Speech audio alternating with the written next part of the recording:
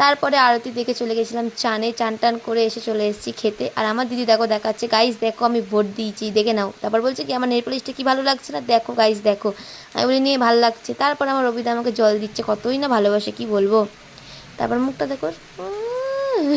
তো যাই হোক, আমাকে বৌদি খেতে দিয়েছে একটুখানি ডাল আর একটা আলু। তারপর খাওয়া দাওয়া করে বসে গেছি সবাই মিলে একটু গল্প করতে। আসলে কি জানো তো, মানে বছরে এই একটাই দিন একটাই পুজো হচ্ছে, ওখানে সবাই আমরা একসাথে হই, বৌদি দিদি আমি মারা সবাই একসাথে ওই লোকনাথ পুজোতেই আমার দিদির সাথে মানে এতটা টাইম স্পেন্ড করতে পারি। সবাই মিলে আমরা গল্প করছিলাম আর বাবু আমায় টেনে নিয়ে এলো, বললো চল একটা জিনিস শোনাই।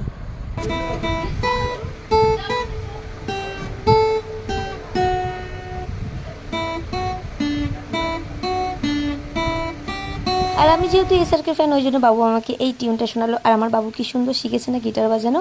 তারপর ওর গিটার বাজানো শুনে চলে এসেছি বাইরে, যেহেতু